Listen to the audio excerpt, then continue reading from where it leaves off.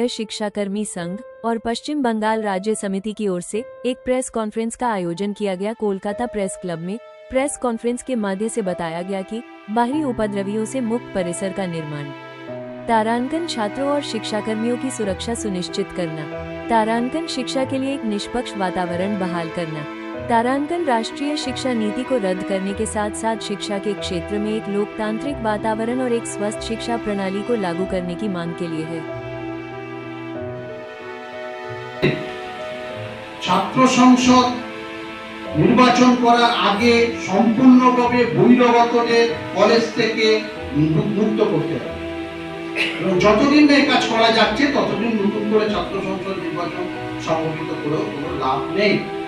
এই প্রেস ক্লাবে আমাদের ইউনিয়নের সাধারণ সম্পাদক যে বিষয়গুলোকে নিয়ে আজকে এই প্রেস কনফারেন্সে আপনাদের কাছে উত্থাপন করেছেন তার প্রধান কয়েকটি দাবি আমরা উল্লেখ করছি। প্রথমত, কসবা কলেজের যে সাম্প্রতিক ঘটনা, সেই ঘটনা নিয়ে আমরা কলেজ শিক্ষা কর্মীরা আতঙ্কিত।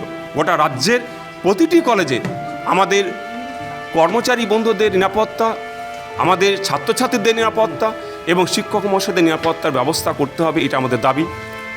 দ্বিতীয়ত হচ্ছে বিশ্ববিদ্যালয়গুলো তাদের যে দায়িত্ববোধ, তাদের যে দায়িত্ব কর্তব্য পালন করা উচিত, কলেজগুলোর সেই নজরদারি তারা করছেন না। তৃতীয়ত হচ্ছে কলেজগুলিতে পর্যাপ্ত পরিমাণ সিসিটিভি ব্যবস্থা করতে হবে।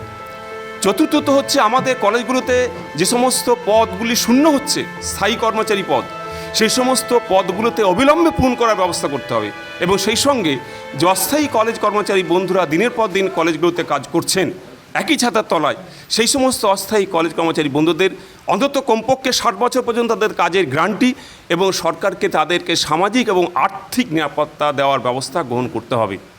সেই সঙ্গে চাকরিরত অবস্থায় যে কলেজ কর্মচারী বন্ধুরা মারা যাচ্ছেন, তাদের পরিবারে পোষ্য, তাদের সন্তান বা সন্ততি যারা লিগ্যাল এড, তাদেরকে স্থায়ী চাকরিতে পশ্চিমবঙ্গ সরকারের শিক্ষা দপ্তরকে তাদের কাজের ব্যবস্থা করতে হবে সংশ্লিষ্ট বিভাগে বা অফিসে।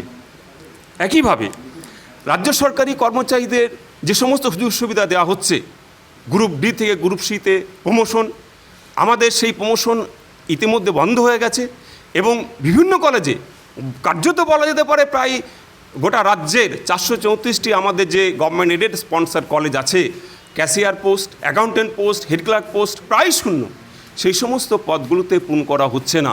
ল্যাবরেটরি বন্ধুরা কলেজগুলোতে দীর্ঘদিন কাজ করছেন, তাদের যে বিভিন্ন আর্থিক যে পদোন্নতি সেগুলিও ক্রমশ বন্ধ হয়ে আছে এবং একই সঙ্গে আমাদের ওয়েস্ট বেঙ্গল হেলথ স্কিমের আওতায় আনা হোক, এটা আমাদের দাবি। এই সামগ্রিক বিষয়গুলোকে নিয়ে শিক্ষাকর্মী বন্ধু যারা অবসর নিচ্ছেন, তাদের যে অবসরকালীন যে ভাতা, তাদের অবসরকালীন যে পেনশন, গ্র্যাচুইটি এবং আদার্স যে বেনিফিট, সেইগুলোকে অবিলম্বে সরকার মহোদয়কে ব্যবস্থা করতে হবে। এই সামগ্রিক বিষয়গুলোকে নিয়েই আমরা আগামী 10ই অক্টোবর বিকাশ ভবনে আমরা অভিযান ডাক দিয়েছি। এইটাই হচ্ছে আজকে আমাদের মূল দাবিগুলোর প্রধান প্রতিপাদ্য বিষয় এবং সর্বোপরি কলেজ অঙ্গনকে গণতান্ত্রিক পরিবেশ এবং শিক্ষার অঙ্গনকে কলুষমুক্ত করতে হবে, এটাই আমাদের বলার বিবেচ্য বিষয়। কলেজগুলো রয়েছে, শিক্ষাকর্মীরা একটা গুরুত্বপূর্ণ ভূমিকা পালন করে, কিন্তু আমরা দেখছি যে সময়ের সঙ্গে সঙ্গে শিক্ষাকর্মী রিটায়ারমেন্ট হয়ে যাওয়ার পর একটা ব্যাপক শূন্যতা কলেজগুলোতে রয়েছে এবং সেই সুযোগে পরিচালন সমিতিগুলি নিয়ম নীতি না মেনে অস্থায়ী কর্মচারীদের সেখানে প্রবেশ করানো হচ্ছে নন টিচিং কর্মচারী হিসাবে এবং একটার পর একটা ঘটনা যে ঘটছে তাতে নন টিচিং নামটা এসে যাওয়া, আমরা এই দায়িত্ব আমরা মনে করি না এটা নন টিচিং সমাজের কোনো দায়িত্বের মধ্যে পড়ে। নন